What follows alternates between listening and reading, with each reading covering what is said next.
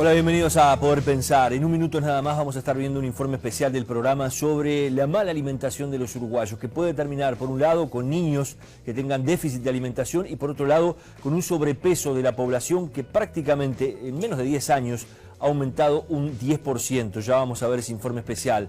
Hoy estamos en un día muy particular. Se hizo esta tardecita una marcha por el centro de Montevideo denominada Ni Una Menos, que fue impulsado por colectivos que están luchando contra la violencia de género. Se ha hecho esta movilización en Argentina, también en Chile y aquí, como les decíamos, en Uruguay. En Montevideo, también en el interior del país, han existido movilizaciones en diferentes lugares, en diferentes pueblos. Vamos a estar también con el tema de la FIFA y todo el escándalo que ha rodeado al organismo internacional del fútbol, con el último episodio que fue la renuncia de Blatter. Va a estar con nosotros un expresidente de la Asociación Uruguaya de Fútbol, que fue además quien suplió en su momento a Figueredo, que está hoy detenido en Suiza y se pide la extradición desde Estados Unidos. Y en el cierre del programa estaremos hablando sobre el Fondes, ese fondo creado por el gobierno de Mujica, que hoy está debajo de la lupa de los blancos, que han pedido una comisión investigadora en el Parlamento. El Frente Amplio no terminó votándola, no la acompañó. Sin embargo, ellos hablan de una serie de irregularidades que hay que investigar. Vamos a enterarnos concretamente qué es lo que están planteando. Va a estar con nosotros el diputado que impulsó la creación de esa comisión investigadora. Pero comenzamos mirando lo que pasó en la semana con los ojos de Poder Pensar.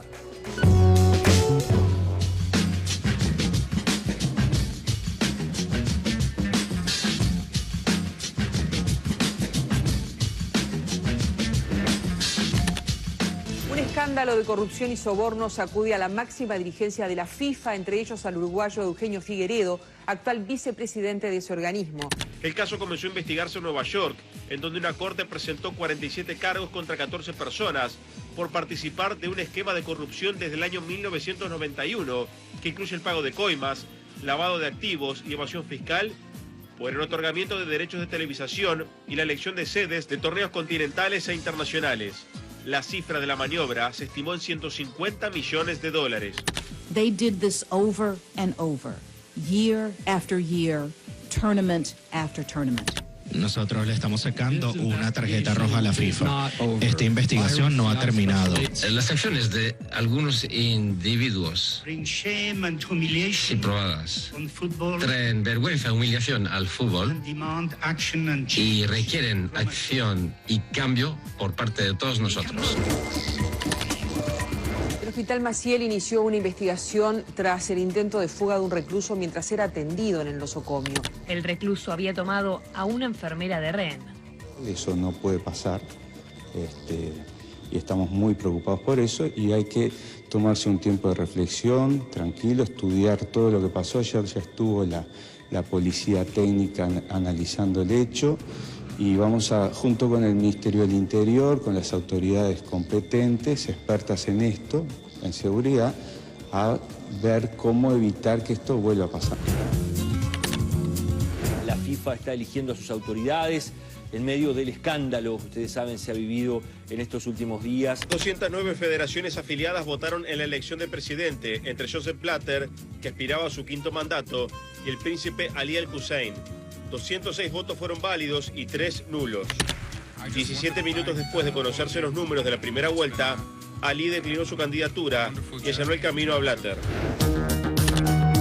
La muerte de una jovencita en el interior del país a manos de un hombre que la acosaba nos sacudió a todos hoy. La localidad de Fray Marcos se vio conmocionada cuando una joven de 18 años de edad fue asesinada frente al centro escolar de la localidad. No eran pareja, no. Ella tenía un novio por aparte y él era policía de acá, en la escuela. Estaba con el hermanito que había llevado. Estaba allí le metió bala. 3 tiros. Y salió corriendo para acá a matar al otro, al novio. A matar al novio. Al verdadero novio. Sí, lo triste y lamentable es que había sucedido ya algo con este compañero y terminaba en este triste desenlace, y lo más triste es que no hubo una medida cautelar por parte de las autoridades de la jefatura de policía, y bueno, lamentamos de vuelta la muerte de una mujer por violencia doméstica y la muerte de un compañero. Y vaya que se podía haber solucionado, vaya si se podía haber solucionado varias veces, porque digo, ya se lo habíamos dicho muchas veces al jefe, esto ya estaba en conocimiento de este problema con la jefatura, se habían tomado cartas en el asunto, pero justamente la medida cautelar falló. justicia uruguaya ya está trabajando en el pedido de ayuda de Estados Unidos e investiga las propiedades y cuentas bancarias de Eugenio Figueredo y las empresas Torneos y Competencias, Fullplay y Datiza en Uruguay. La justicia norteamericana lo que ha requerido es un conjunto de medidas de asistencia probatorias. Es decir, aquí lo que se busca son pruebas concretas sobre situaciones o personas a las que la justicia junto con la fiscalía van a dar una inmediata, ya lo han dado, colaboración y reunir todos los elementos posibles. Se realizó este sábado la 14ª edición de Todos por los Niños Uruguayos aquí en Canal 10. Nosotros siempre hablamos de los derechos de los niños, que justamente ahora se están cumpliendo 25 años desde que se firmó la convención. Es importantísimo primero conocerlos. Para poder respetarlos, primero hay que saber cuáles son. Y que los chicos jueguen, que sean niños, que no trabajen, que tengan el derecho de una identidad, de estar con sus padres, de no ser discriminados, de ser chicos.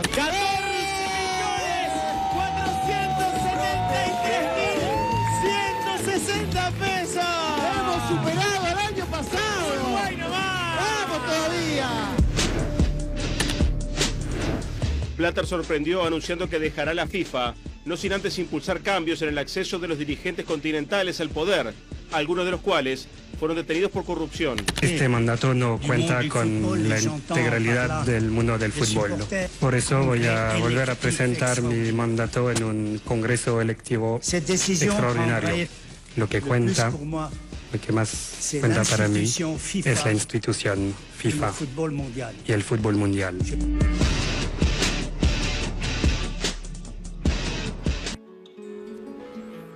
En un rato vamos a hablar justamente con el ex dirigente de la AUF, Corvo, sobre esto que ha pasado en la FIFA. Pero les prometíamos un informe especial sobre cómo nos alimentamos los uruguayos y el impacto que esto está teniendo, por ejemplo, sobre el sobrepeso que se está registrando en menos de 10 años, ya lo van a ver ustedes, y también el altísimo consumo de bebidas azucaradas en niños.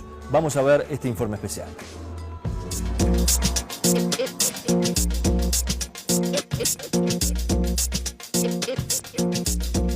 El porcentaje de población con exceso de peso en Uruguay aumentó considerablemente en los últimos años.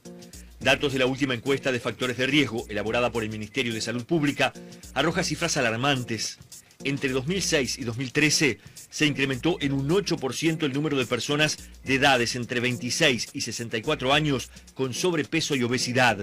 La diferencia es significativa. Sin lugar a dudas, los profesionales que estamos en prevención de salud y el manejo de la obesidad, nos preocupa realmente mucho esto.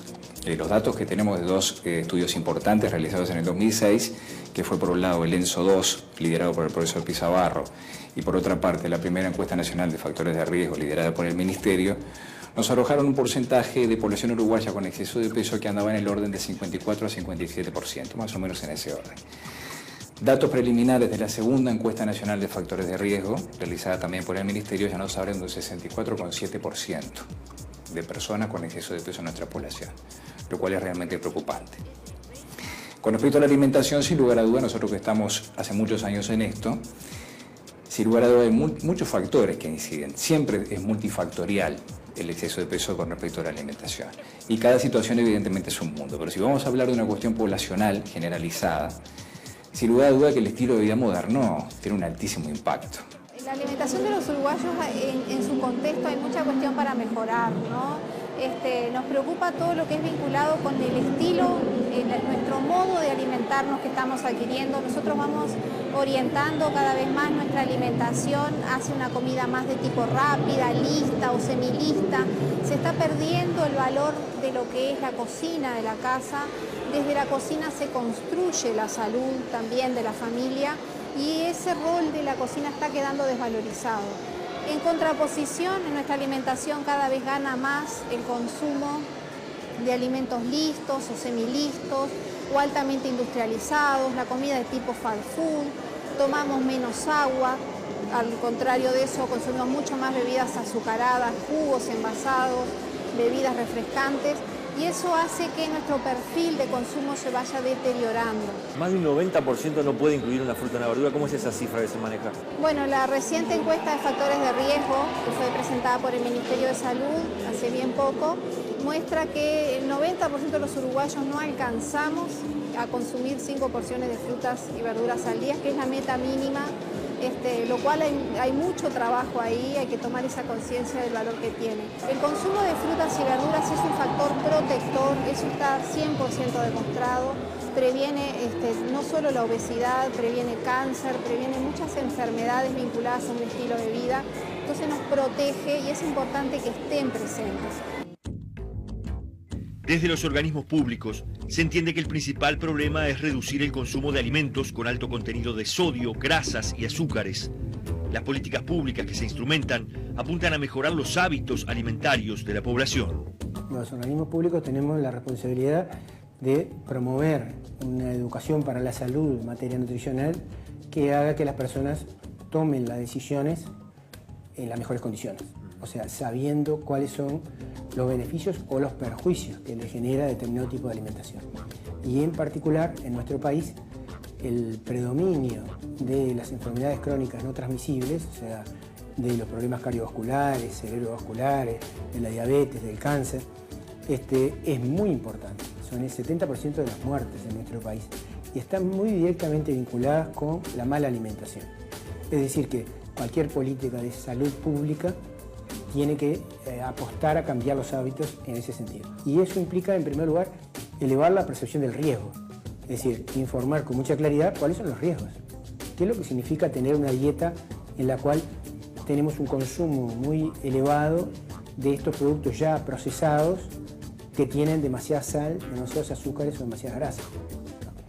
Esto no quiere decir prohibir ningún producto, quiere decir apostar a un cambio de hábito. Las encuestas recientes muestran que desde la primera infancia inculcamos en nuestros niños malos hábitos de alimentación. Se le agrega sal a las comidas antes del año de edad, cuando eso está claramente contraindicado. Se sustituye el agua por refrescos casi un 25% de los niños menores de 3 años. Se reduce la variedad de comidas, incluyendo frutas y hortalizas, en casi un 40% de los niños menores de 3 años. O sea, esas son cifras preocupantes. Cuando decimos que tenemos un 10,5% de nuestros niños en todas las franjas sociales con sobrepeso y obesidad menores de 3 años, estamos diciendo lo que es un problema que afecta al 60% de la población adulta comienza ya en la primera infancia. Se habla que incluso en los adolescentes y niños casi un 25% está ahí en el sobrepeso, ¿verdad? En Uruguay. Sí, es un tema que preocupa y mucho porque, bueno, venimos observando una tendencia creciente en esto. Es un tema regional, no es Uruguay estrictamente como problema. Tiene que ver con el contexto cultural en el que estamos. Y hay una cuestión que los adultos tenemos que tomar mucha conciencia y es que a los niños también se los enseña a comer.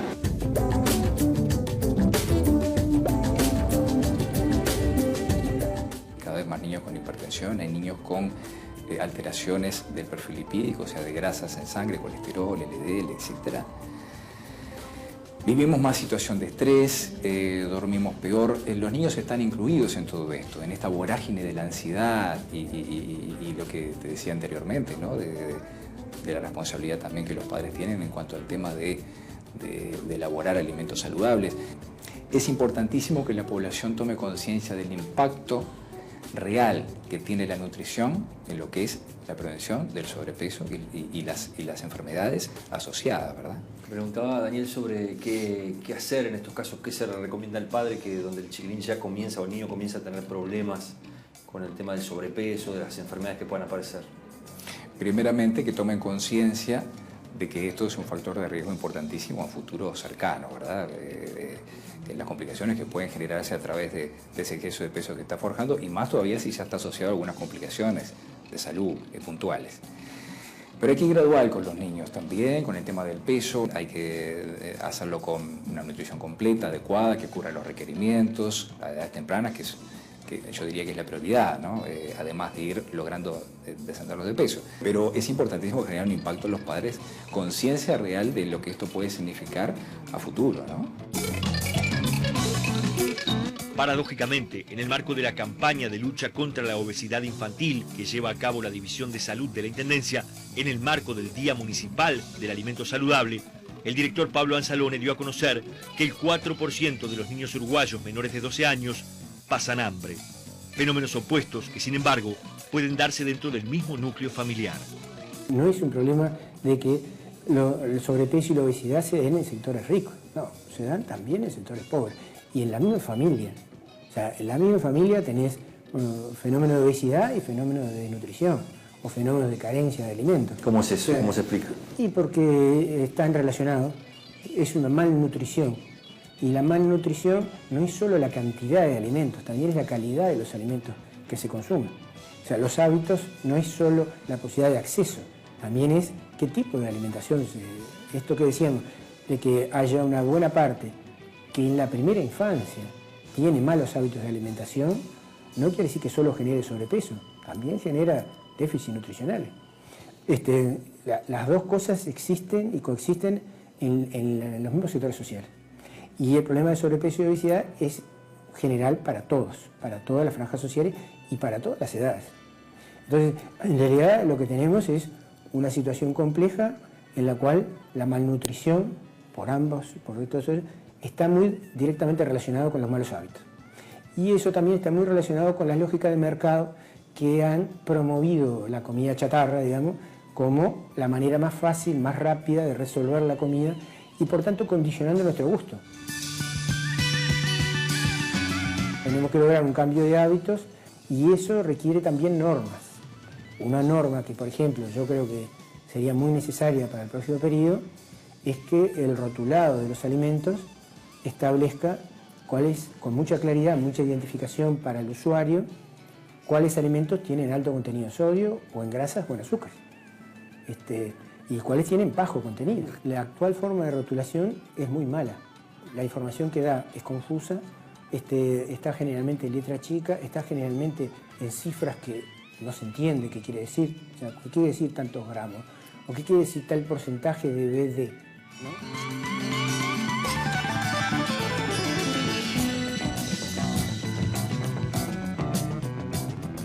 Yo creo que hay que actuar en todos los niveles. Hay que actuar en la parte educativa, por eso nosotros trabajamos mucho promotores escolares de salud. Trabajamos con niños de cuarto año de escuela, en los cuales vamos desarrollando temas junto con ellos y ellos reproducen al resto. O trabajamos un proyecto merienda saludable, en el cual vamos a promover lo que es la alimentación adecuada en la escuela, en la infancia. O trabajamos con los CAIF para mejorar y en sala de espera en lo que es la alimentación de los lactantes o de la primera infancia luego de los 6 meses. Al mismo tiempo creo que estamos trabajando en un conjunto con una alianza muy amplia que se llama Compromiso por el Derecho a una Alimentación Adecuada, por el cual cualquier empresa o emprendimiento podrá presentar un objetivo relevante en materia de mejora de la alimentación, ¿no?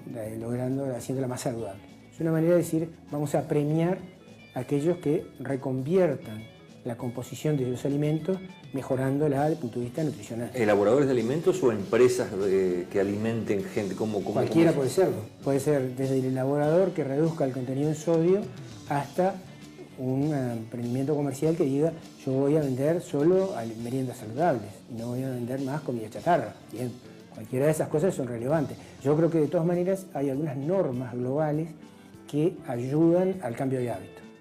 Por ejemplo, el retiro de los saleros en los restaurantes es una señal que apunta a que la persona se pregunte, tenga que pedirlo, se interrogue, genere la disyuntiva, la posibilidad de agregarle o no agregarle. Eso es un punto de referencia fundamental para cambiar los hábitos. ¿Qué recomendaciones básicas le podías dar a un uruguayo medio sobre cómo poder cambiar hábitos sin que eso lleve digamos, a una situación que se vuelva incompatible con lo que es la forma de vida de hoy, ¿no? Sí, sí. Una de las cosas que nosotros aprendimos con el correr de los años, a veces los profesionales de esto nos ponemos un poco ansiosos con el tema de los cambios. y a veces hay impactos realmente importantes en salud, generando 2 o 3 cambios en los hábitos de las personas. Entonces, primero, pararse frente a la persona y ver qué es lo posible y hacer una escala de prioridades. Entonces, buscamos aquellos cambios que puedan ser realizables, que puedan ser mantenibles en el tiempo y bueno, y ahí empezamos realmente a mejorar. Pero no falta, los uruguayos seguimos consumiendo poca verdura, poca fruta, seguimos consumiendo poco pescado. Sigue habiendo un alto consumo de alimentos industrializados, o lo que ahora se le llaman ultraprocesados también, que tiene que ver con alimentos manufacturados, ¿verdad? De eso que es abrir un paquete y comer directamente, rápidamente, frente a un computador o atendiendo un teléfono. Entonces, esas son las cosas que tenemos que combatir. Esto no se trata de estar un montón de horas dentro de una cocina, se trata de buscar un poco juntos, entre nosotros y el propio paciente, el propio individuo, cuáles son las cosas posibles, qué cosas se pueden mejorar. Pero a veces nosotros damos estrategia de que con corto tiempo, con poco tiempo de dedicación se puede realmente mejorar y lograr una alimentación de mejor calidad. What's the matter with you? What's the matter with you? What's the matter with you?